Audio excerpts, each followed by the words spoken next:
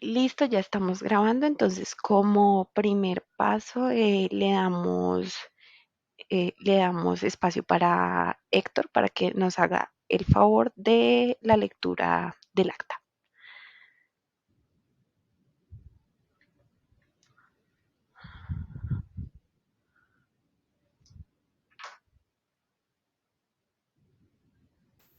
Entonces, buenas tardes para todos. ¿Me pueden confirmar si ahí pueden ver mi pantalla? Sí, compañero, perfecto. Dale, listo. Entonces voy a pues, dar lectura del acta del tema anterior. Sí, aquí se trabaja un poco pues, lo de la teología popular desde Kush y pues se trató de utilizar un lenguaje como que fuera un poco más comprensible. Teología popular desde Kush. El miércoles 16 de marzo de 2022 se llevó a cabo la sesión del semillero Símbolo con el tema Teología Popular desde Kush, mediada por el estudiante Héctor Novis Vega. El ponente hace una contextualización del filósofo Rodolfo Kush en la apuesta por lo propio, un pensar desde lo oscuro, el miedo, por ser ello lo marginal. En un capítulo, Teología Popular, Kush relata que fue invitado a un ritual en Eucaliptus, una localidad al norte de Oruro, Bolivia, zona de mercaderías, por lo que todos aspiran a tener un camión. A 1 kilómetro de Eucaliptus se encontraba el santuario para la sacralización y allí fue donde se llevó a cabo el rito de la sacralización de un camión. En el lugar habían dos altares, uno dedicado al dios de la gloria, es decir, el cristiano, y otro al dios nefasto, Anchancho, y ante cada uno realizó ritos, todo da cuenta de una forma de pensar. Lo llamativo es que ante el altar de la gloria el rito fue más frío y ante el dios nefasto, más alegre. Kush menciona que la persona capitalina asegura usar el camión, pero el campesino está sometido a la negación, es decir, el no poder usarlo o que el camión choque, las cosas sin un no en el cuello. Se vive en una lógica científica, racionalizada, y lo no encajado es rechazado. Por eso Kush maneja la categoría de la lógica de la negación, que consiste en negar este mundo lógico occidental sin eliminarlo, para apostar por un vivir puro, vivir en un horizonte simbólico. Es invertir la lógica científica, la apuesta de Descartes, porque ya no es pienso, luego existo, sino existo, luego pienso, al acentuarse por lo propio, lo latinoamericano. Se dice que hay un salto del mito hacia el logos, pero en perspectiva ancestral ello no se da. En el mito hay logos, ambos pueden coexistir. Del mismo modo la divinidad guarda lo bueno y lo malo a la vez, sin que ello sea contradicción. Esta divinidad es creadora y destructora, a la vez porque en la vida se está expuesto a las circunstancias y las cosas pueden que se den como pueda que no. Lo importante es tener proyectos y luchar por ellos. Aquí se tienen dos vectores, la lógica científica y la cosmovisión ancestral. Con ello presente, Kush se plantea la pregunta, ¿qué pasaría si esos vectores no se excluyeran porque la lógica científica o esa forma racionalizada de pensar europea pertenece a un mito colectivo del pensar occidental y por tanto no se excluyen, sino que subsisten? En ese sentido, el ponente coloca la pregunta en forma teológica. ¿Qué pasaría si una concepción teológica cristiana no se excluyera en la divinidad de lo bueno de lo malo, no sea solo amor, sino también maldad? En la mentalidad ancestral, ello se da y no implica miedo, coexisten armoniosamente. Empero, desde la mentalidad cristiana, pensar en un Dios malvado causa de inmediato un sentimiento de repudio, rechazo, no asimilación, una herejía. Por eso se invita a pensar en ello sin la pretensión de herir susceptibilidades, sino haciendo una plena conciencia de que nos movemos en la mentalidad occidental y en una decolonización del pensamiento, se apueste por una teología propia, abrir horizontes, dejar de moverse en esa mentalidad occidental dual entre lo bueno y lo malo. No es volver de modo radical a lo ancestral, sino pensar desde lo propio, sumergiéndose en el mundo simbólico, allí dado, y que la mayor parte de veces es anulado, es ver la divinidad como la natura. Ello parece descabellado, empero en lo popular se da un sincretismo religioso, conexiones de apuestas opuestas.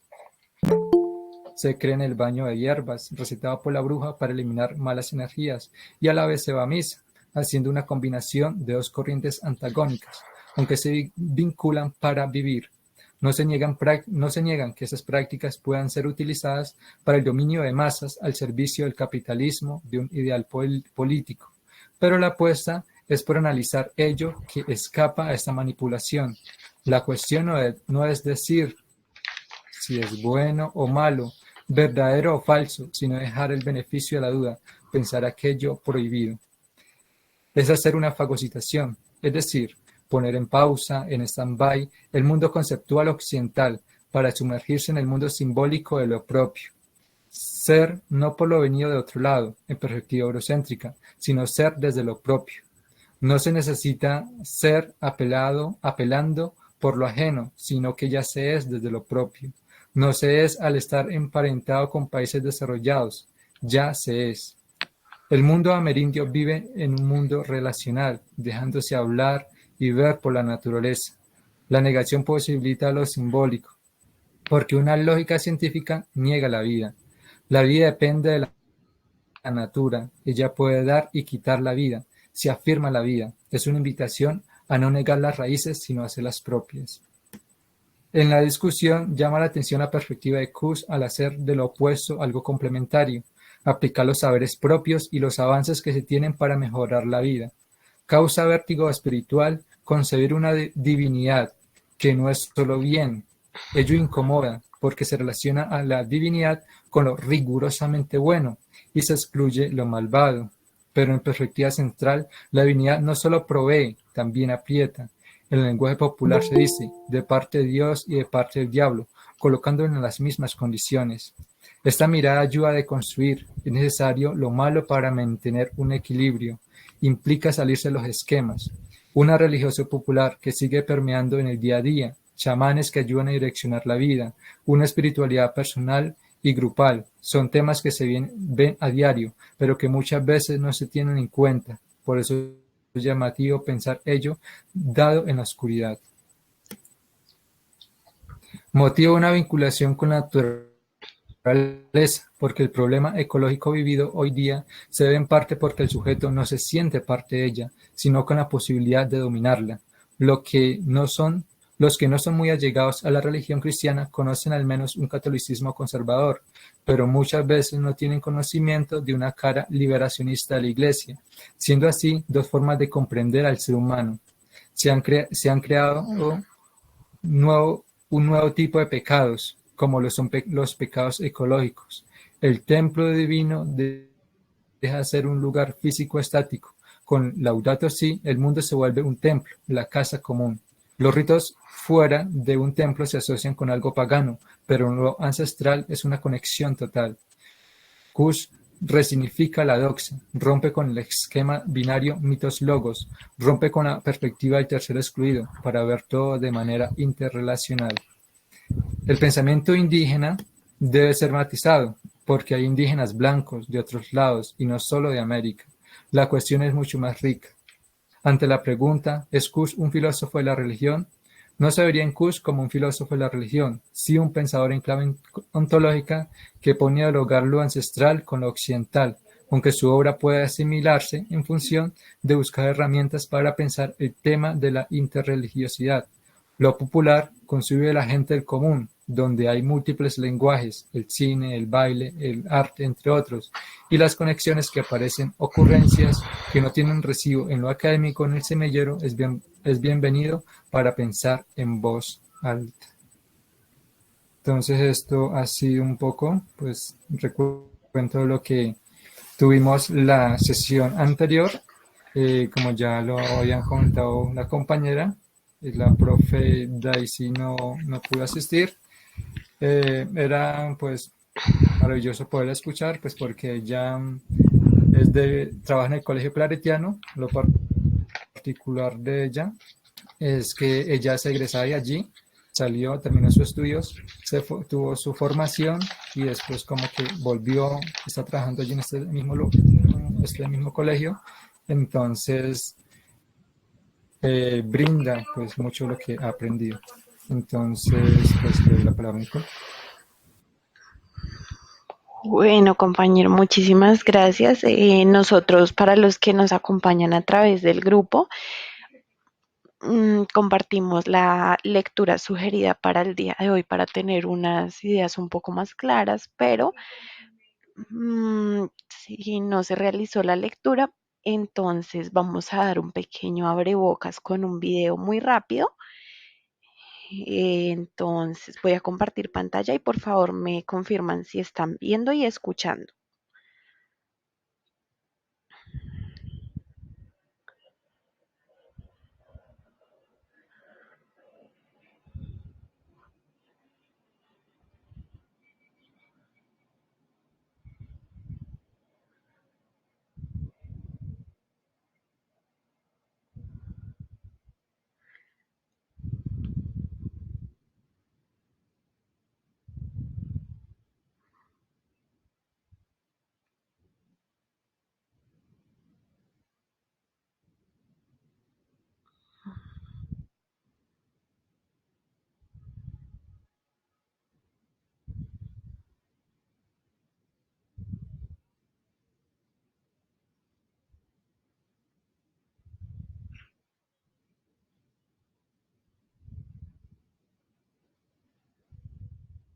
Compañera, no se escucha, no sé si le diste el botoncito de añadir un sonido. Ay, regálame un segundo porque no creo que le haya. Aunque acá no me sale como la opción del sonido. Entonces, lo que vamos a hacer para agilizar el tiempo es que se los voy a enviar por el chat y a través del chat cada uno lo va a ver y en el tiempo estipulado, entonces volvemos. ¿Les parece? ¿Listo, compañera? Listo, entonces ahí queda el link.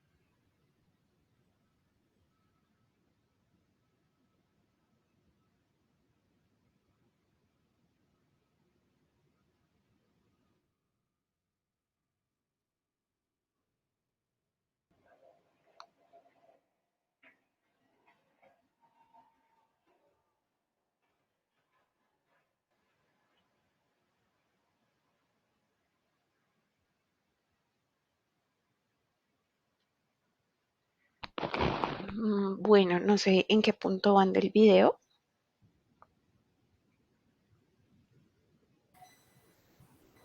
Ya compañera, ya terminó. Sí, efectivamente, ya también lo escuché. Bueno, listo. Entonces ahora voy a compartir la pantalla para que veamos el texto. Entonces, como estábamos viendo en el video que compartimos, Paulo Freire es una figura muy conocida en la educación popular, tanto en América Latina como vimos al final del video también en Europa. Y entonces es porque Paulo Freire nos plantea un empoderamiento a través de la educación de las personas. Entonces, vamos a buscar acá una cita. Qué pena. Entonces, acá tenemos. Ay, regálenme un segundo, qué pena. Le voy a dar un momento la voz a Héctor. Tengo acá un pequeño inconveniente. Qué pena. Y eso compañera, entonces, pues con base ya lo del video y el texto que nosotros pues hemos compartido, ahí pueden ver la pantalla. Sí, señor. Sí, Entonces, pues pretendemos también analizar ello, como bien dijo mi compañera, analizar primero pues esa propuesta freiriana, ¿no? Pues aquí ya algunos tienen conocimiento y una crítica a ello, pero pues la idea es primero como analizar un poco esa perspectiva, sus aportes, su análisis, para después vamos a presentar un poco sobre la crítica que hace precisamente Rodolfo Kusch sobre él, para desde allí pues comenzar el debate. ¿Sí? Bien, pues nos veamos en el video pues, de que él busca esa reflexión, ¿sí? Y como buscar ese otro mundo posible. Entonces vemos de que Freire también pues eh, nace en un contexto pues bastante crítico. Dice que aquí podemos ver que nació en 1921, si ya podemos ir como agentando el contexto, y allí vio una niñez y una juventud signada por la premura económica y el contacto con campesinos y trabajadores de la región del país. Ello pues también lo va a caracterizar a él en su pensamiento. Vemos de que un autor siempre debemos de verlo, examinarlo desde su contexto, pues porque ello tiene mucho de influencia en el personaje. Su movimiento pues va a ir subiendo esa apuesta, y aquí que me parece muy valioso que lo tengamos en cuenta, esto subrayado que dice: la novedosa y efectiva propuesta fue conocida en 1963 por Darcy Ribeiro, ministro de Educación, quien le pidió a Freire coordinar el Plan Nacional de Alfabetización. Entonces, ello pues lo debemos tener muy presente para este análisis y también para el momento de la crítica, que va a ser fundamental, pues porque es como, por decirlo así, pedirle a Freire que haga como un tratado o como una especificación, una apuesta desde la educación, y pues es donde la va a desarrollar. Una frase bastante que diciente de él es: enseñar no es transferir conocimiento, sino crear las posibilidades para su producción o construcción. ¿Sí? Entonces vemos como este personaje de Freire es muy referente. ¿Sí? Entonces vemos también muchas instituciones, muchos también Lola Sendales, que trabaja esos temas, y muchos otros, Alfonso Torres, ¿sí? Pues de que profundizan en ello y ven en esa opción por lo popular, ¿sí? De una educación dada allí. Entonces, pues ahorita voy a dejar de compartir un poco, y pues me gusta que han tenido ustedes con Freire, o cómo esa apuesta también Freire, que hace una crítica a esa educación bancaria, ¿sí? Una crítica a la educación tradicional también, y hacer una nueva apuesta. ¿Cómo considerarían ustedes que esa apuesta freiriana, ¿sí? puede ayudar hoy a nuestra educación? pues vemos de que nuestra educación muchas veces queda solo en el profesor como aquel que lo sabe todo y uno es un simple receptor que se va llenando de conocimiento y ya, hasta ahí queda. Pero pues esa apuesta de Freire, de entrar en el mundo popular, más que todo pues proponer diálogo, ¿sí? Entonces, ¿cómo esa propuesta freiriana, ¿sí? podría ayudarnos hoy a la educación, la educación de hoy en día? Entonces, quería como preguntar ello y que podamos dialogar sobre ello.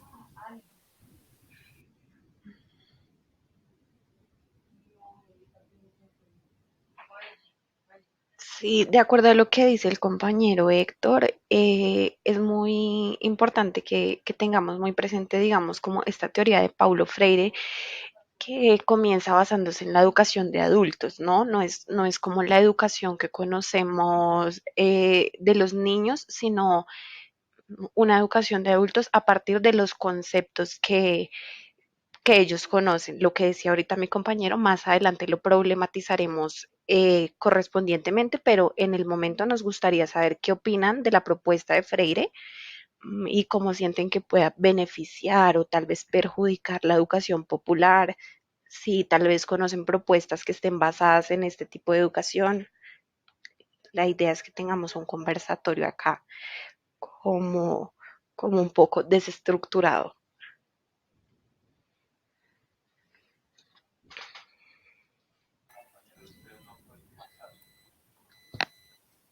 Bueno, entonces, muchas gracias.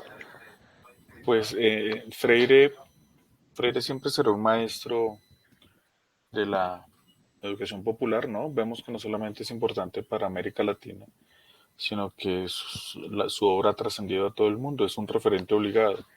A mí lo que me parece problemático es que eh, se haya hecho de Freire un mito, tal vez, o como lo llamo, o con arreglo a las categorías que abordamos en este semillero, se haya hecho de Freire un hombre simbólico en el cual convergen absolutamente todos los procesos de reivindicación. O sea, siempre que se habla de educación popular, es como si tácitamente estuviéramos aceptando que la vida y obra de Freire es una obra y es la obra y vida de un canonizable, ¿cierto?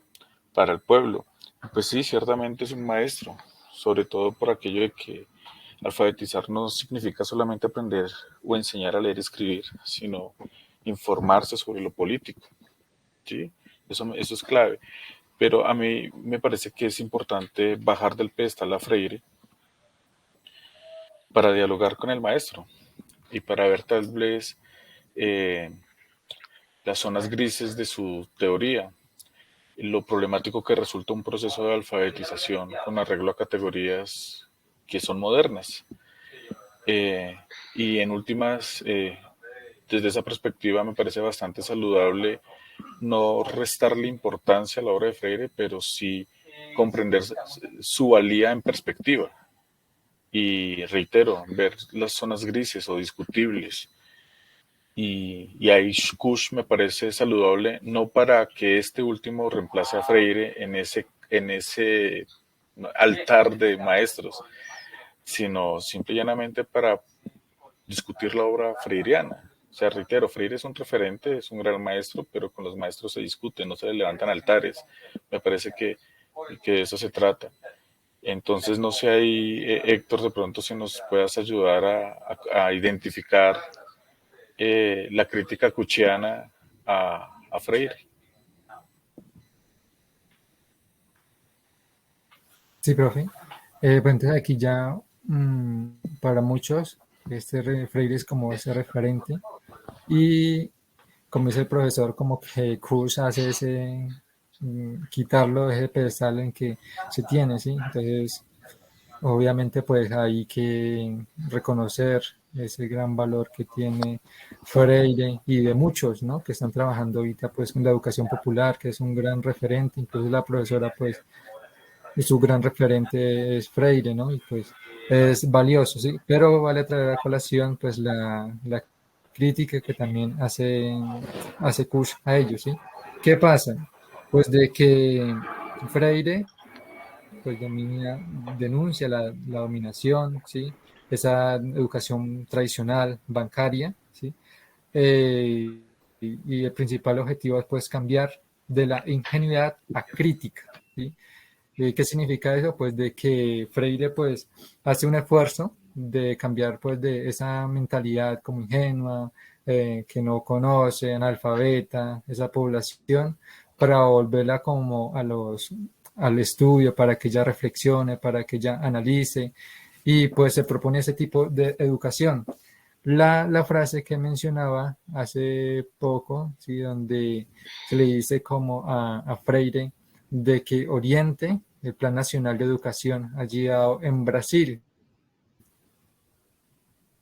¿sí? A Sarmiento, ¿sí? ¿Quiénes son ellos? Pues son unos que hacen una apuesta por la educación en el país. Sin embargo, lo que ellos están haciendo es trayendo instrumentos occidentales de, digamos, Alberti y Sarmiento, de esa mirada que se hace allí de educación, quieren traer esas herramientas para ponerlas a trabajar aquí en nuestro contexto americano, ¿sí? Y latinoamericano. Entonces, ahí es donde Kush entra para hacer esa denuncia, ¿sí? Para hacer esa crítica, porque dice, Freire hace como ello también, ¿sí? Él se forma, estudia, ¿sí? Tiene su gran formación. Sin embargo, a pesar de esa apuesta por lo popular, por esa educación popular, él no se desliga de ese mundo occidental. Podemos decir de que Freire no fagocita, ¿sí? Porque la diferencia de Kusch, ¿qué es? Kusch es un gran intelectual, un gran conocedor, ¿sí? Tiene un mundo académico, Alemania, ¿sí? Todo ello occidental, bastante fuerte, empero cuando se sumerge en el altiplano argentino-boliviano, ¿sí? Él hace esa fagocitación, que es pues que no deja que este mundo conceptual lo transforme a él y lo haga como que le haga ser, sino que él reconoce que él ya es desde lo propio y que eso no lo va a condicionar, no lo va a determinar su forma de ser, de ver el mundo, ¿sí? Ese mundo occidental, sino que lo deja así como en stand-by. Esperantico, dejémoslo a un ladito, dejémoslo aquí, pausado, y me sumerjo en este mundo latinoamericano para conocerlo, ¿sí? Y él dialoga con indígenas, dialoga con campesinos, pero no es para decirle, uff, aquí soy yo, Kush, mire, este es mi repertorio, mire, yo estudié tal cosa, tengo tales estudios, yo vengo a enseñarles, sino que lo maravilloso de Kush es que fagocita ello, porque cuando se adentra en el territorio no va a enseñar, sino que va en esa actitud de apertura para aprender del otro, para dejarse enseñar del campesino, para escucharlo, ¿sí? Y no para imponerle una carga occidental a esa persona. Y ahí es donde la crítica de Kush, porque dice, Freire sí no fagocitó, por decirlo así, en esas palabras. Freire se trae ese mundo conceptual occidental y quiere aplicarlo al mundo popular. ¿Qué pasa con ello? Pues el indica, sí, mucho más mágica, una mentalidad del estar, ¿sí? Pues es como una aculturación, ¿sí? Imponerle una carga conceptual, imponerle unos criterios occidentales a un indígena, ¿sí? Entonces decirle, no, papito, eso que usted cree de mágico, eso no es. Usted tiene que aprender acá, estudia a Hegel, estudia tal cosa, aprenda todo esto, esta dualidad, ¿es bueno o es malo? ¿Es blanco o es negro? ¿Es verdadero o es falso? Usted que mezcla estas cosas, pues no, mijito, usted no. Entonces, como que en esa perspectiva es donde hace la crítica Kush, ¿sí? Porque Kush ve una manera geocultural, ¿sí? De que todo está conectado con todo y pues de que cada comunidad tiene pues su potencial, ¿sí? Tiene su vibra, y pues de que Ujú. no se puede ir a violentar, ¿sí? Entonces, por eso Freire Q se pregunta, ¿sí? ¿Quiénes somos nosotros los ecuadores para calificar como ingenuas esas bases populares? Porque a veces decimos, no, es que ese campesino es ingenuo, porque no, su pensamiento es ingenuo, ¿sí?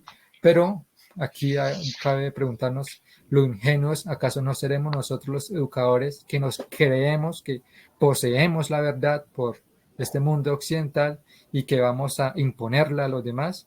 ¿Sí? Entonces, aquí como que eh, se busca transformar al otro, ¿sí? Para que desarrolle una conciencia crítica científica, ¿sí? Pero esto que hace que se desarraigue, que olvide el mundo propio, el mundo mágico, el mundo ancestral, ¿sí? Entonces, como pretender mutarlo, ¿sí? Desde una como visión, sí, que él es propia, para pasarlo, mutarlo a una como visión o un modo de pensar que es ajena, que cuál es el occidental. Y pues este mundo occidental pues hace sujeto-objeto, ¿cierto? El mundo científico, cuantitativo. Y pues el mundo ancestral es mucho más de una relación de sujeto-sujeto, ¿sí? El summa causae, que también, por ejemplo, concede derechos a la naturaleza, ¿sí? Entonces no es una relación de sujeto-objeto, sino una relación entre sujetos, de esa interconexión con la natura, con todo lo que en ella y ello implica.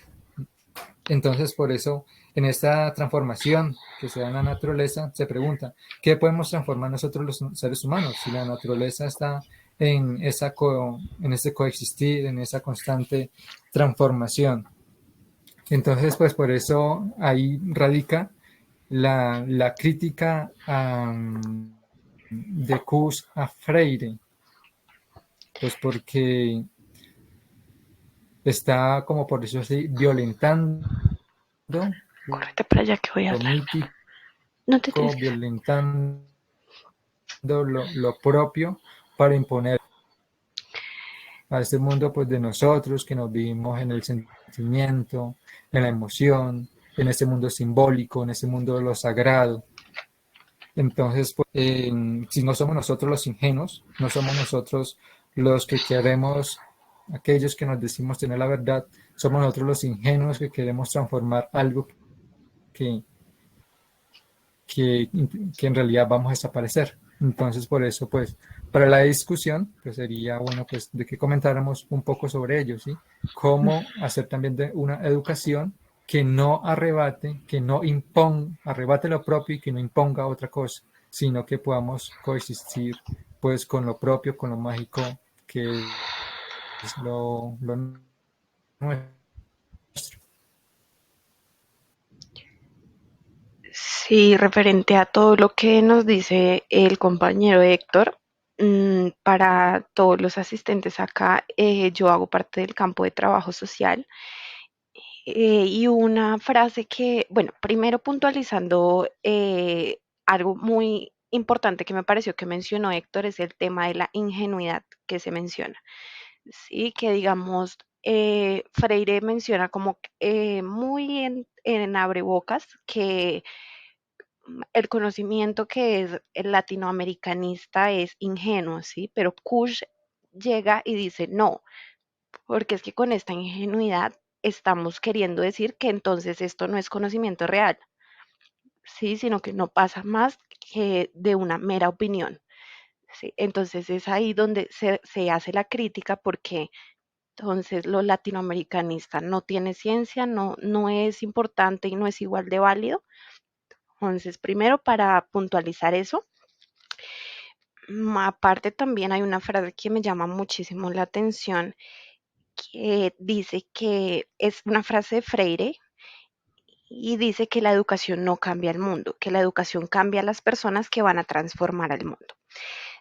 Sí, pero entonces desde trabajo social se ve esto, ¿no? Que Freire, lo que mencionaba el profe, tampoco es como satanizar este tema de educación popular, de decir que es negativo por estar occidentalizado, porque es verdad que en muchas comunidades rurales es funcionó, pero mm, la crítica aquí sería que ese empoderamiento de los actores sociales, con esa invitación de participar, con esa invitación de innovar y de organizarse, realmente los está organizando, les está brindando alternativas de educación y alternativas de muchas más cosas, pero para hacer una transición en esa occidentalización para que sean personas que hacen parte del mercado y que aportan activamente al mercado, ¿no? Porque es muy importante que tengamos en cuenta esto, que en la vida real el mercado es algo mucho más importante pues que lo social en las grandes masas.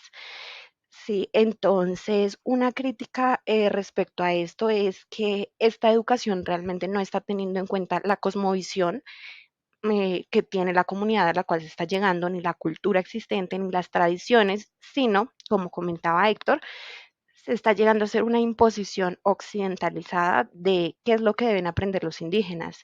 ¿Sí? Entonces, bueno, lo que ellos deben aprender mediante la educación para transformar la naturaleza es que, pero entonces, este transformar la naturaleza, como lo mencionaba mi compañero Héctor, también nos muestra que ya se saca el indígena de ser uno con la naturaleza.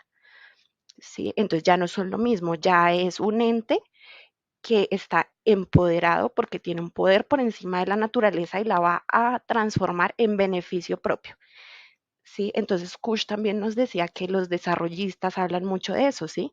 Solamente a través de transformar la naturaleza y todos los, ¿cómo es que se llaman? Todas las materias primas y bueno, todo lo que corresponde al mercado es como la forma en la cual realmente nos vamos a educar y nos vamos a superar como personas, pero eso no está teniendo para nada en cuenta cuál es la cosmovisión, digamos, de superación, de aprendizaje, de conocimiento que se tienen dentro de las comunidades. Y para eso mi reflexión final sería que desde esta perspectiva la educación popular que plantea Freire, pues viéndola desde una perspectiva completamente latinoamericanista, no estaría haciendo realmente lo que él vende como una educación liberadora, ¿sí? Porque se estaría volviendo, como lo decía mi compañero Héctor, una educación impositora, ¿sí? Porque jamás se le está preguntando como a los indígenas realmente qué es lo que ellos están queriendo, qué es lo que ellos están necesitando, cuál es el conocimiento que ellos consideran que se debe ampliar. Sí, si no llegamos como, no, ustedes tienen que aprender a leer, tienen que aprender a escribir, tienen que aprender matemáticas para que puedan entrar al mercado y bueno, sí, entonces para finalizar esto quería dar tres ejemplos que desde trabajo social los vi bastante fuertes, que considero que tienen relación con la educación, pero a la vez uno dice qué está sucediendo. Entonces, el primer ejemplo es de el tema con un programa de alimentación que se estaba gestionando desde la presidencia de la República. Entonces, era un programa que le estaba dando alimentación a comunidades indígenas. Sí, pero entonces, ¿qué pasaba? Estas comunidades se estaban quejando de que lo que les estaba llegando a sus comunidades para su consumo eran enlatados.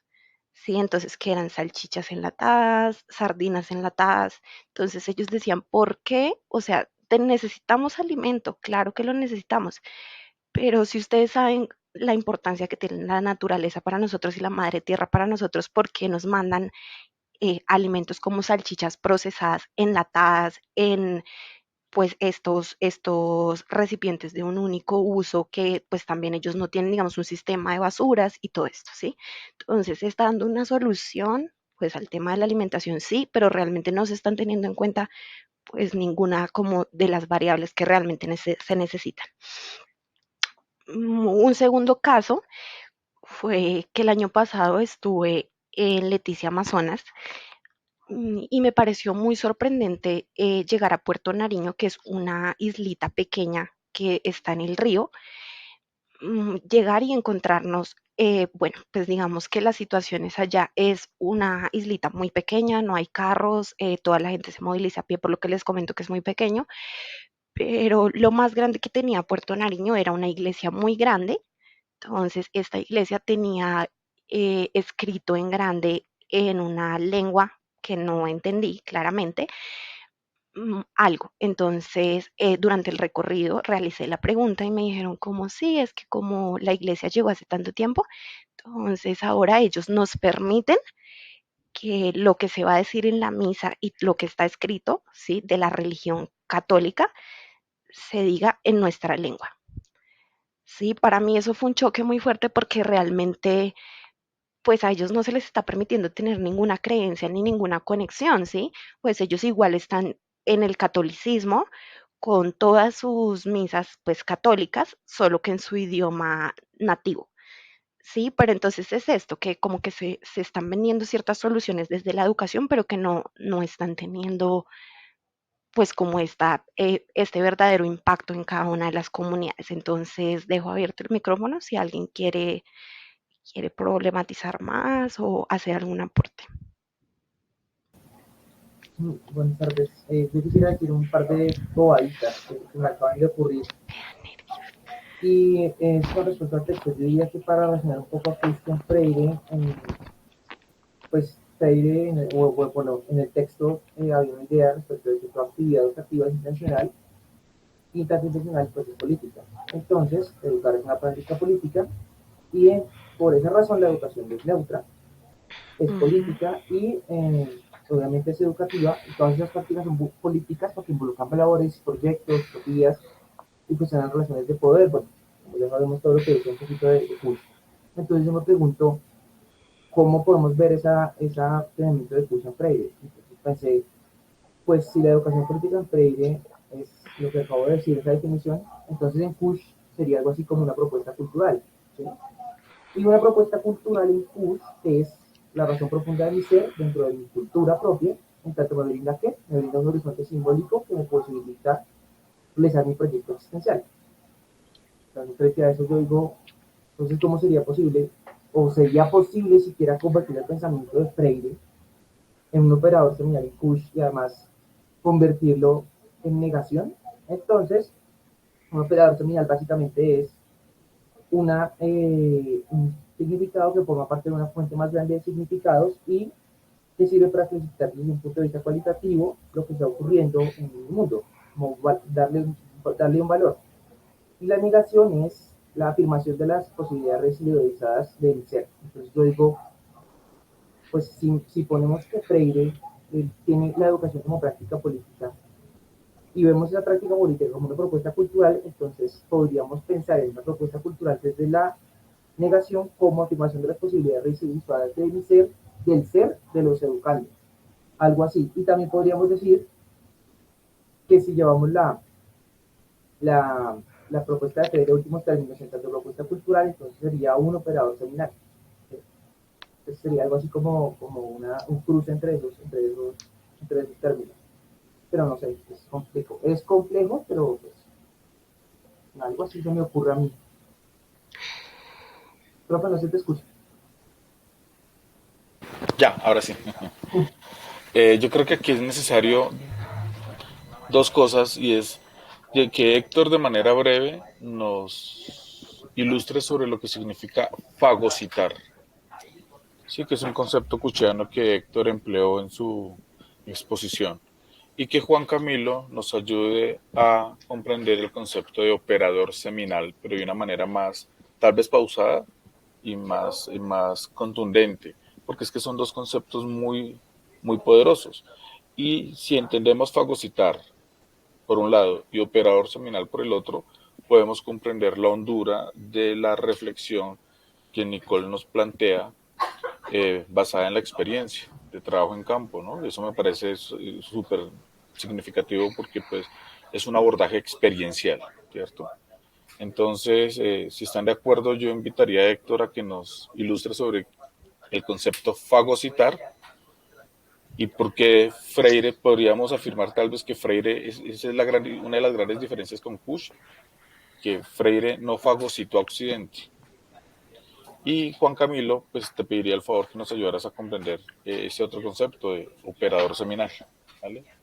Profe, yo te pido un poco de tiempo porque tengo como 4 cuadernos en la mesa y estoy mirando apuntes como para. Mm, Entonces voy a pensar a ver si encuentro alguna definición, porque la definición que yo tengo es puramente del libro, o sea, él lo sí, define pero así, separa las cosas y lo define exactamente como yo lo dije. Entonces voy a ver si vale, encuentro una forma más simple, pero si no, pues tocaría que ahondaran un poquito más. porque No, igual yo te sugiero que no te compliques. Lo dices como tú puedas hacerlo y lo que bueno, para pues ti yo sea tengo acá, claro digamos, y aquí lo elaboramos. cuatro como características más simples, entre comillas, del operador seminal. Y dice, un operador seminal, ¿qué hace? Número uno, da sentido al existir. Dos, surge del existir mismo, no tiene otra fuente más allá del existir. Tres, constituye una fuente básicamente ilimitada de significados para darle sentido a ese existir. Y cuatro, tiene significados que no son denotables, primero, porque no se pueden regir al marco científico, y segundo, porque coexisten en el plano puro de la indefinición. Eso Ya, es como otra forma de vale. explicarlo. No sé si lo compliqué No, más, pero no, sí nos ayuda, pero pues es conceptual, pero si asumimos el rol del pedagogo por aquello que estamos profe. honrando dos maestros de la pedagogía, eh, yo creo que yo creo que queda más claro si establecemos la relación entre un operador seminal y la raíz emocional. Consentimiento. Voy a buscar a ver. Bueno, entonces, mientras tanto, Héctor, igual Juan Camilo, no tienes por qué asumir el peso de ilustrarnos a todos, sino que aquí entre todos vamos elaborando el Vale, concepto con arreglo a las lecturas. listo. Entonces, Héctor, ¿vale?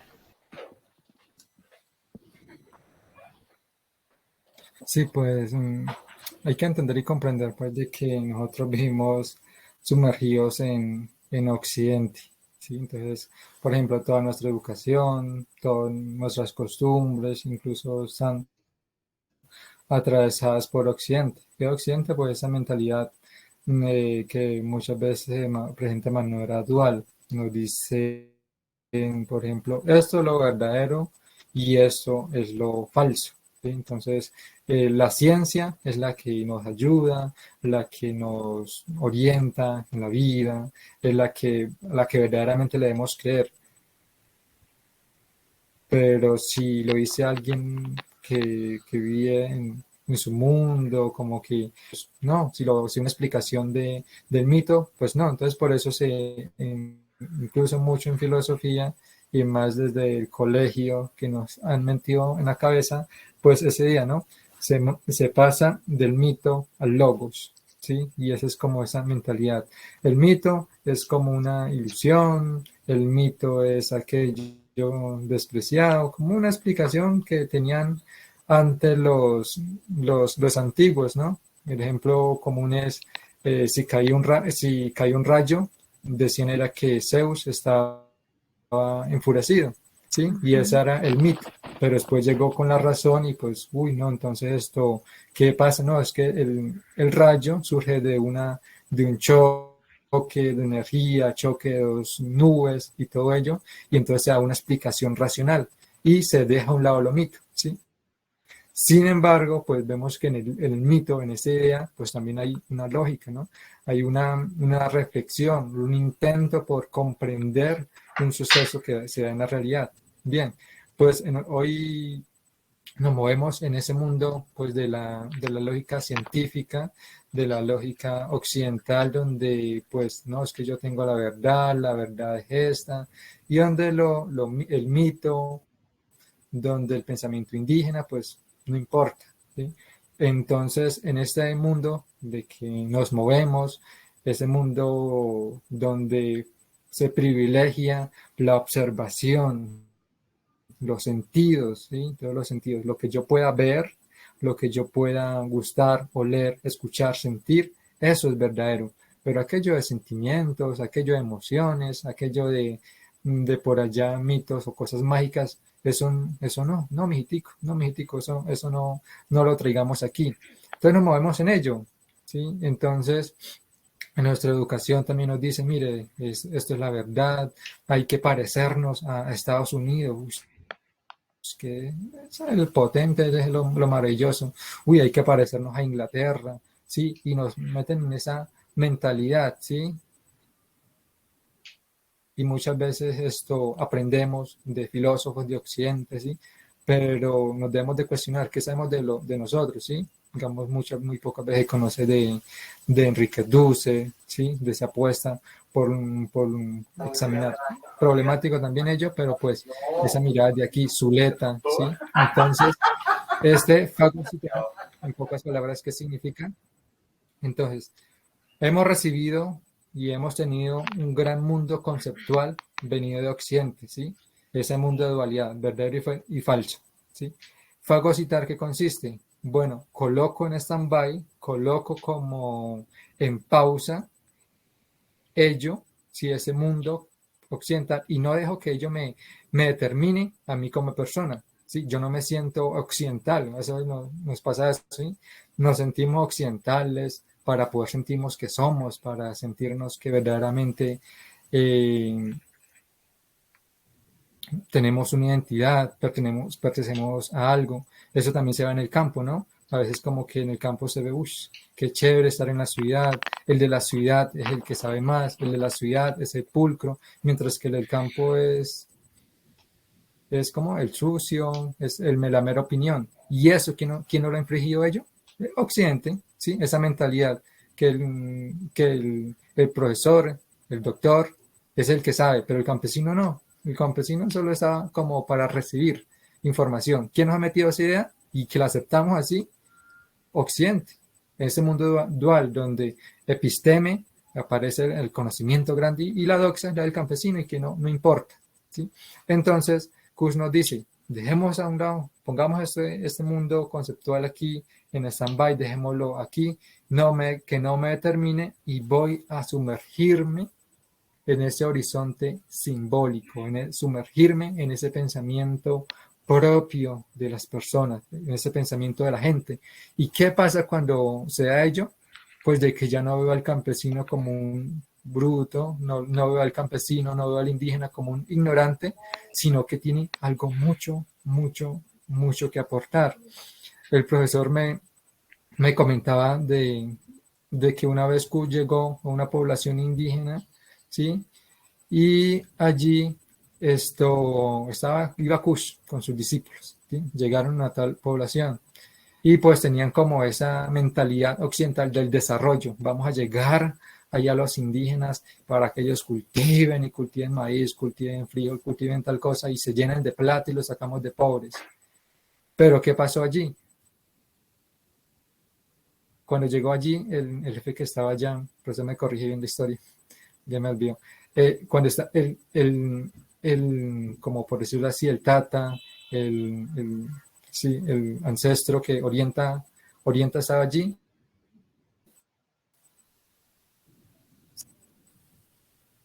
¿Y qué fue la primera reacción que tuvieron los estudiantes que iban con Kush? Esta gente, uno le trae el desarrollo, uno le trae todo para que ellos surjan, para que ellos tengan plata, ¿sí? Y mírelo, ahí, no flojos, que no quieren, solo ahí mirando, contemplando. Ahí seguramente se va a quedar, ¿sí? Y lo tratan de ignorante, ¿sí? Pero Kush, que no se deja implicar por ese occidente que dice, no sabemos, ¿sí? No sabemos qué pensamiento tenga el indígena, ¿sí? Tal vez no esté interesado en ese mundo del capitalismo, ¿no? donde la vida se basa en poseer cosas, sino que es en estar en paz, en sentirse en armonía con la naturaleza, sentirse como que vinculado, interrelacionado, coexistir con la natura, con todo, ¿sí? Entonces es un cambio ya de chip, ¿vio? Entonces el occidental que dice, un flojo, un perezoso, ¿sí? Pero si nos entramos en ese mundo, ¿qué podemos decir? Ah, no, hay otra mirada, hay algo sagrado, hay algo muy puntual allí que cabe resaltar. Entonces fagocitar es eso, ¿sí? Dejar en stand-by, hacerle una pausa a ese mundo conceptual para entrar a comprender el mundo de la persona sin llegar a imponer ese mundo occidental, sino que comprender, estar con esa comunidad, ver su cosmovisión sin violentarla.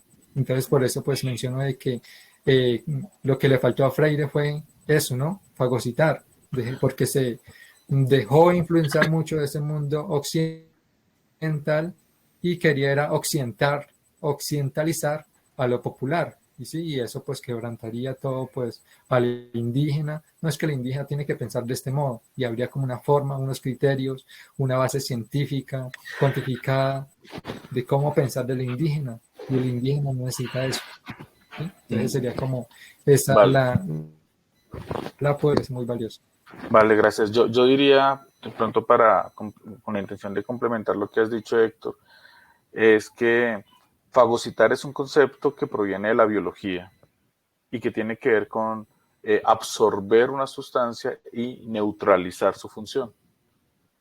Este concepto lo emplea Kush para referirse, entre otras cosas, al pensamiento occidental. Es decir, capturo el pensamiento occidental y neutralizo su alcance. Y eso es lo que le reclama Kush a Freire. Freire no capturó el pensamiento occidental y por lo tanto no lo neutralizó, sino que al contrario, la alfabetización freiriana puede comprenderse como un fenómeno mediante el cual eh, se invalida el pensamiento ancestral Ujú. para modernizar al analfabeto. En últimas, el proceso de alfabetización moderniza al indígena, moderniza al campesino. Y lo que reclama Kush es precisamente una alternativa a la modernidad. Eso por un lado. Segundo, y sin pretender hablar aquí como el que conoce con profundidad todos los conceptos kuchianos, ¿por qué no? El concepto de operador seminal, para comprender el concepto de operador seminal, tal vez nos ayude a traer a colación la inversión kuchiana cuando parafrasea a Descartes. Descartes dijo, pienso, luego existo, y Kush está diciendo, existo, luego pienso. ¿Mm? Porque para Kush el esquema no es pensar, ¿no? El pensar slash ser, sino existo, estoy, y guión ser slash pensar. Es decir, no se concibe al ser humano solamente como un sujeto cognoscente, sino que se concibe a un ser humano como un ser humano que está situado geoculturalmente y que tiene y que está y que tiene una relación con la cosa donde la cosa no solamente es pensada, sino que es sentida. Entonces, esa relación, esa inversión del pienso luego existo en existo luego pienso, también es una inversión que nos ayuda a comprender que el pensar no está sobre lo emocional, sobre el sentir, sino que antes que sujetos cognoscentes estamos sintiendo la relación consigo y con la cosa. Entonces, si nosotros le damos una valía al sentimiento, a la raíz emocional, pues nos podemos concebir como otro filósofo llamado Zubiri dijo respecto a que somos seres sentipensantes y por lo tanto Mm. el operador seminal podemos comprenderlo como un elemento constitutivo de lo que en ese semillero llamamos lo simbólico y que nos ayuda a articular el pensamiento de la cosa y lo que sentimos respecto a la cosa. En últimas, a veces con la intención de ser claro terminamos confundiendo todo, pero es eso, darle un lugar al sentimiento, a la existencia concreta, geoculturalmente situada. Y el indígena ya tiene una sabiduría. Y si el indígena y el campesino se le concibe como un analfabeta, pues en últimas se le está anulando esa sabiduría. Bueno, yo espero haber contribuido a la causa, comprendo la dificultad que también ya anunció Juan Camilo, y si vamos al ejemplo que podemos extraer de la experiencia vivida por Nicole, pues uno diría que muchas veces con la intención de brindar asistencia espiritual al indígena, pues a veces creemos que la asistencia espiritual es imponerles el cristianismo, como si de suyo ellos a través de sus cosmovisiones no tuvieran allí Ujú. ya una especie, no pudieran encontrar una especie de consuelo o sentido. Eh, bueno, creo no, aquí en el chat Gillian Alexandra plantea que quiere hablar. Entonces, Gillian, tienes la palabra. Sí, me gustaría pues hablar sobre en sí lo que decía Fry, creo que es que se pronuncia, y Kush. En sí, creo que la teoría de la educación popular influye mucho en todo el mundo, ¿no? Porque es un ejemplo. No, es un ejemplo acá. Que cuando los venezolanos llegaron a Colombia, ellos tuvieron que quitar su cultura para acoplarse a nuestra cultura. Y eso creo que pasa en todo el mundo, que tú llegas y tienes que acoplarte a esa cultura. Entonces creo que la teoría de Fry es muy, ¿cómo se dice eso? Muy ¿cómo se dice eso? Influyedora en todo el mundo. Entonces es interesante como Kush dice que no quitar la cultura, ¿no? Porque si llegáramos con la cultura, tendríamos como conocimiento de los dos, pero no. Pride dice que eso no, no se da, digámoslo así, porque quita la cultura de las raíces, digámoslo así. Y ya. No sé si me entendieron, no sé, creo que es un poquito enredado.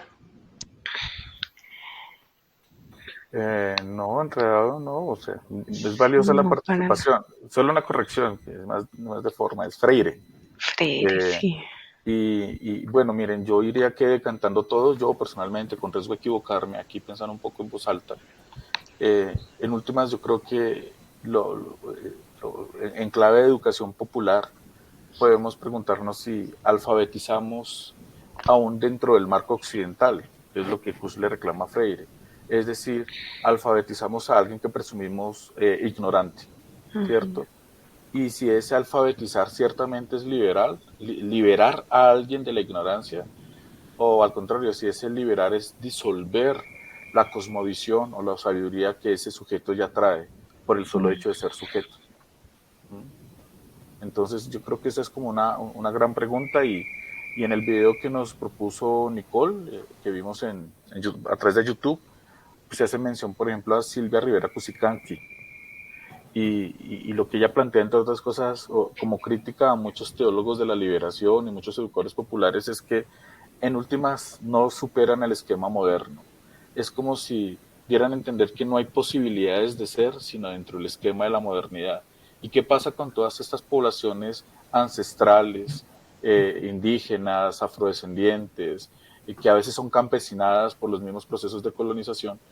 ¿Qué pasa con ellos? Ellos no son simple y llanamente porque su cosmovisión no es moderna. Esa es como una pregunta que por lo menos a mí me interpela. ¿Alfabetizo como pedagogo medio procesos para qué? Para alfabetizar, y alfabetizar significa disolver la sabiduría originaria de algunos pueblos. ¿Esa es la única alternativa o hay otra? A mí personalmente eso me llama mucho la atención. Profe, creo que ya puedo decir algo, pero bueno, espero que me haga entender. Es que, bien, pues miren, un operador seminal es algo así como una especie de razón emocional, es una Exacto. verdad emocional. Por ejemplo, Dios. Dios es un operador seminal porque él no es un objeto claro y distinto, a él no nos podemos acercar con la razón, él está en el otro extremo del pensar, está en la emocionalidad. Entonces yo me acuerdo mucho, creo que pues no era su vida exactamente, pero alguna vez con el profe vimos algo sobre que el órgano de lo divino es precisamente el corazón, la emoción. Entonces yo diría que a partir de ahí se puede entender un poco mejor que un operador seminal es una parte de la razón que nos va a permitir dejar de lado la razón tanto intelectual y buscar otro tipo de comprensión respecto al mundo. ¿Sí? Eso es lo que más o menos yo podría decir que es un operador seminal. Entonces yo, si los llevamos a Freire, entonces ya Freire critica la educación bancaria. Entonces ya no sería una educación bancaria, es una especie de educación seminal, por decirlo así. Como Qué coger la educación interesante. y aplicar un operador seminal a la educación y decir, miren, vamos a tratar la educación desde una verdad existencial emocional. Qué interesante, ¿no? Algo Porque así, yo diría. a mí me parece que lo sintetizaste perfectamente y viene muy al Ujú. lugar porque a veces en el contexto académico, sobre todo en el filosófico, asumimos como verdadero aquello a lo que accedemos vía intelectual, que podemos demostrar, sopesar, explicar, predecir. Y resulta que pues el pueblo no funciona con arreglo a ese tipo de verdades o abstracciones intelectuales, Ujú. sino a verdades emocionales, como tú bien lo has dicho, ¿no? Y a veces lo perdemos de vista. Exacto, A mí porque me llama la atención algo, y sobre todo es una crítica que también yo observo en Kush a los marxistas o a los marxismos. Y su merced sabe más del asunto que yo. Y es que el marxismo, en función de un discurso, proletarizó al que de suyo no era proletario. El indígena no es proletario, ¿cierto? El campesino de suyo no es proletario, porque digamos que no se comprende eso como un asalariado que vende su fuerza de trabajo, en fin. Pero el discurso marxista, en función de asumir la dirigencia del movimiento popular, de iluminarle el camino, pues terminó proletarizando, como forzando la realidad a la teoría. Entonces proletarizó en el discurso a quienes en la realidad no eran proletarios. Y desde esa perspectiva anuló precisamente esas verdades emocionales que para el pueblo son importantes. Y estoy pensando yo, por ejemplo, en las personas de fe sencilla, que llaman fe en el sentido cristiano, que muchas veces para el marxista eh, que cree que tiene la verdad revelada, o para el cristiano que cree que tiene la verdad revelada, o cualesquiera que sea, pues lo importante es alfabetizar a esta mujer o a este hombre y resulta que es lo más complejo, y respetar estas verdades que profe, se te cortó otra vez el, no se escucha bien. resulta que estas verdades emocionales terminan por ser, desde la academia, desde la teoría, como pseudo verdades o mentiras o pensamiento mágico, pero son verdades emocionales pues, que le brindan un horizonte de sentido a las personas. Entonces, a veces el pedagogo tiene que perder de vista eso, ¿no? Y Ujú. me parece que como filósofos o amantes de la sabiduría en general, pues es importante tenerlo en cuenta. Y la otra cosa que quisiera decir, y qué pena el exceso aquí de palabra, es que yo creo que es posible poner a dialogar a Freire y Kush, y a Kush y el marxismo, como ha hecho Juan Camilo, y a Kush y el cristianismo, no solamente identificando diferencias, porque caeríamos nuevamente en el esquema binario de falso y verdadero, de verdad y mentira, de civilizado y bárbaro, sino que es posible ponerlos a dialogar con una perspectiva analógica, ¿sí? Los ponemos a dialogar en clave analógica para mirar las semejanzas que definitivamente tienen. En últimas, los dos, pese a sus diferencias, reivindican la valía del oprimido, ¿cierto? Y bueno, no es más, y bueno, mira que sí se puede, Juan Camilo, gran síntesis, verdades emocionales. Sí, la educación sería una verdad emocional y como verdad emocional tendría, es que lo interesante de Kush es que él dice, la emocionalidad está fundada, la emocionalidad no está fuera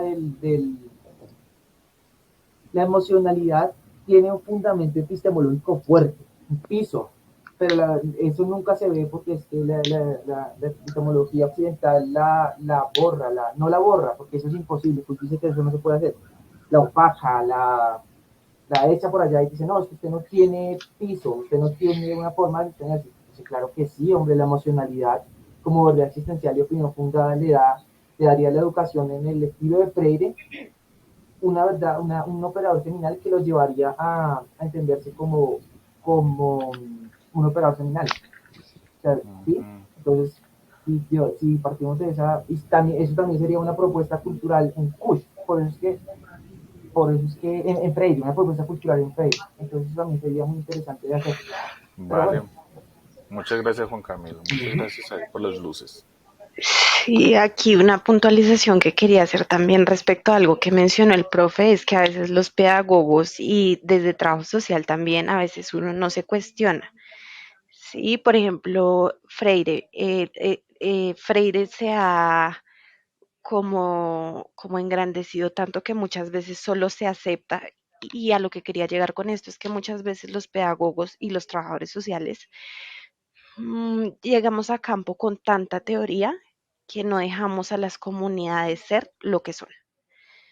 Sí, entonces, Exactamente. exacto, entonces nosotros las forzamos a que ellas encajen dentro de la teoría y dentro de los modelos y todos los paradigmas que en su mayoría son occidentalizados. Sí, entonces, por ejemplo, si nosotros vamos a hacer un estudio respecto a alguna cosa de una comunidad, pero hay algo que no nos cuadra mucho con un modelo porque nos descuadra algunas cosas, entonces muchos dicen, vamos a obviarlo, igual lo que estamos mirando es otra cosa. ¿sí? Entonces, cerramos ese conocimiento que se podría hacer realmente desde la comunidad y para la misma comunidad, lo cerramos a que sea desde el pedagogo, desde el trabajador social para el público, ¿sí? Y la comunidad es solo como el espectáculo que se muestra, ¿sí? Pero sin involucrarla directamente. Excelente, Sí, muchas gracias. yo diría, profe, ¿puedo? Claro, mi hermano. Yo diría que Freire diría que eso se llama síntesis cultural. Freire diría que eso es Mm. el gato. Tengo un gato enfrente. Ay, Dios. Una síntesis cultural es una modalidad de acción en la que culturalmente se toma la fuerza propia de la cultura y se la hace, él dice mantenedora, no me gusta esa palabra, pero lo dice así, mantenedora de la estructura en que se forma esa propia cultura. Entonces se hace como una acción histórica y se usa esa síntesis cultural como un instrumento de superación de la cultura alienada y alienante.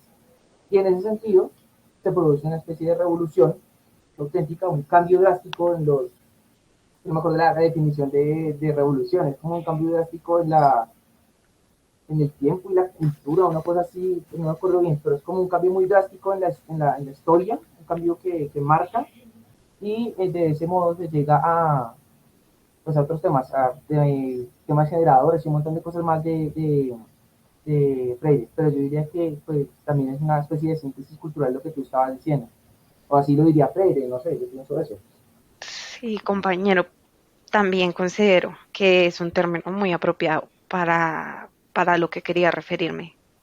Muchas Sí, gracias. yo diría que, pues ya que, sí, vamos, porque luego parte del sendero, vamos a tratar el pensamiento un poco de Freire y relacionarlo con Kuhn, pues yo diría que también tenemos que fundamentarnos un poquito en los aspectos fundamentales del pensamiento de Freire, porque hay cosas muy, muy interesantes. Ujú. Ok, perfecto. Y como se está agotando el tiempo, yo quisiera decir algo y qué pena, yo siempre pido disculpas por el exceso en el uso de la palabra, y es que, ¿qué es lo indígena? Aquí traigo a colación algo que dijimos la sesión pasada. ¿Qué es lo indígena? Lo indígena es algo exótico, superado en el tiempo y ajeno a mí.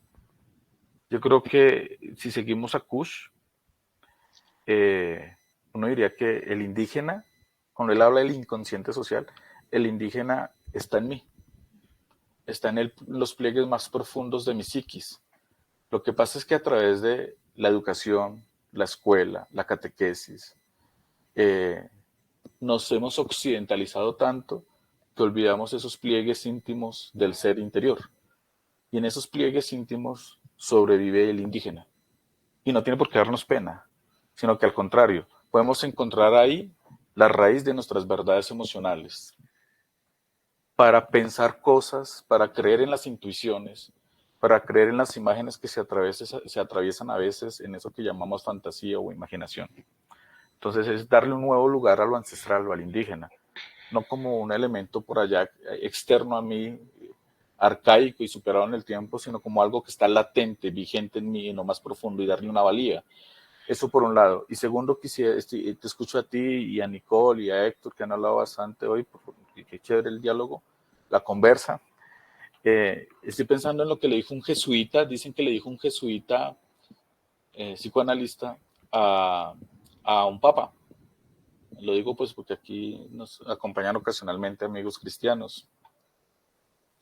Y es, hay que dejar la tentación de la verdad, de creer que uno tiene la verdad, como también lo indicó ahorita Nicole. Y más allá de la tentación de la verdad en la que caen muchas veces quienes se creen maestros de verdad y moral y pontifican, creo que a veces también, incluso siendo ateos o de cualquier tipo de escuela de pensamiento, doctrina, a veces como académicos nos creemos portadores de una verdad que iba a iluminar a algunos para alfabetizarlos y salvarlos de la ignorancia. Tal vez si abandonamos esa tentación de la verdad, que en últimas es soberbia, pues podemos comprender que hay una sabiduría ahí, latente, que muchas veces no logra palabrearse, pero se expresa a través de imágenes, de pinturas, de jeroglíficos, de ritos. Y con ese tipo de indígenas se encontró Kush en la Pampa Argentina. Bueno, quería señalar eso y bueno, salió mi perspectiva y mi sentir es que está muy nutritivo el hablar acá. Sí, profe, yo creo que hay una cita que remarca lo que tú dices, y es que Kush te dice, eh, nadie lo conoce todo, nadie lo desconoce todo, nadie educa a nadie, nadie se educa solo. Los hombres se educan entre sí mediados por el mundo. Entonces yo creo que eso perfectamente también podría ser un enlace entre Kush y Freire, porque como yo siempre Claro. le dije, Kush es muy abierto a todo, Kush no tiene como un cierre a que se cruce su pensamiento con nadie o que sea, digamos, entre comillas, purista, de decir, no, este es mi pensamiento, yo lo hago a mi modo y no pueden, no es un autor que cierra las puertas. Yo siempre he dicho eso, a mí me encanta eso de que siempre deja todas las puertas abiertas y yo creo que en ese sentido estos dos son muy parecidos. Ok, perfecto, porque está la posibilidad de relación analógica entre los dos, ¿no? No ver como falso uno y verdadero el otro, sino la relación analógica. Y digo yo, para los interesados en lógica, ustedes que ven clases de lógica con X o Y profesor o profesora, ustedes saben los principios de la lógica formal, ¿no? Principio de identidad, principio de tercero excluido, ¿y cuál es el otro principio de no contradicción?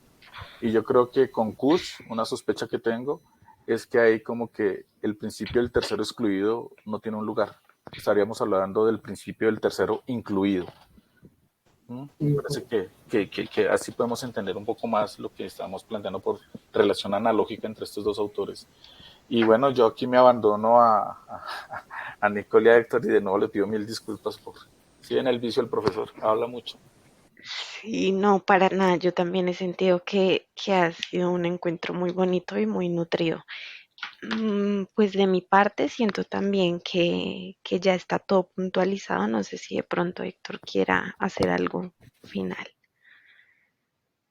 No podría comentar como que a veces como poniéndole como en los zapatos de Freire, a veces uno se siente como que uf, soy el que tengo ese liberador, ¿sí? Entonces como que a veces uno inconscientemente, por decirlo así, uno quiere apoyar o hacer algo, pero en el fondo está es como dañándolo, ¿no?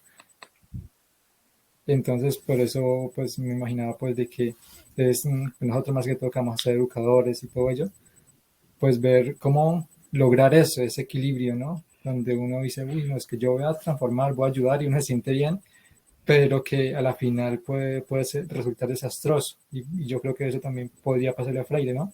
Y muchos los que tienen a Freire en el pedestal, pues ellos, ¿no? Pues porque sienten que están liberando, pero pues me gustaba esa frase que decía, dice, los que tienen que liberarse son los que educan para la liberación de los pueblos, ¿sí? Entonces uno que busca liberar es el principal que tiene que liberarse. Entonces es bastante duro, bastante pesado ello, pero pues ahí está el rato.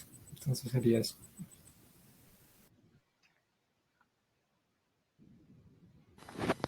Bueno, tú nos dirás, Nicole, cuándo se clausura esta Bueno, conversa. acá damos por clausurada. Sí, damos por finalizado este encuentro. Muchísimas gracias a todos los que participaron. Les recordamos el formulario de asistencia antes de que salgan para efectos de sistematización. Y bueno, nos vemos el próximo Yo miércoles. hago Ah, bueno. una invitación desde esas verdades emocionales y es, pongámosle cuidado a las imágenes oníricas, a eso que producimos cuando estamos dormidos, o a veces o a eso que producimos cuando nos permitimos el ocio creativo. Dormimos y algunas imágenes irrumpen ahí en la imaginación o se adueñan de nosotros en la ensoñación. Pongámosle cuidado a ese material onírico o imaginativo y convirtámoslo en material para filosofar. Porque si uno para filosofar quiere encontrar el dato puro y verdadero en un libro acreditado por una autoridad foránea, pues la filosofía se vuelve un poco estéril, digo yo, y un poco tediosa, o a mí me pasa eso. Entonces, pónganle cuidado a eso. Y ya está. Muchas gracias, Nicole, y fuerte abrazo y estamos charlando.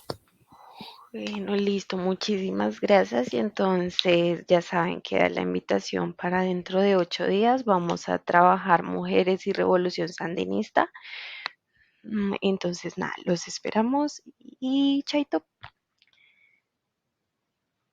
Chao, Nicole, muchas gracias.